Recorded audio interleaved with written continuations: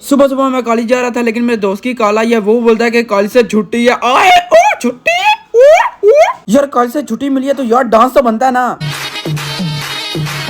घर पहुंच के मैंने बेल मारी और मैंने बैग उठा के मारा ठा। भाई साहब आज जुम्मा भी है, आप सबको ना मेरी तरफ से जुम्मा मुबारक हो। लेकिन यार हमारा एक्सीडेंट होने लगा था यार। अल्हम्दुलिल्लाह जुम्मा शुमा अदा किया, मजा आ गया, सुकून मिल गया। यहाँ पर मेरा दोस्त है, ये चक्कर हमजा, और साथ में एक और दोस्त, यार उधर ना नहीं आंदा पिया, उन्हें मैं लितर मारने से गले लाग। और यहाँ पर ना यार आपका भाई घर आके ना कपड़े शपड़े चेंज करके मैंने यार फिर ना निहारी और साथ में नान खाया। यार कमाल का था, लेवल हो गया वाकई, चेक करना।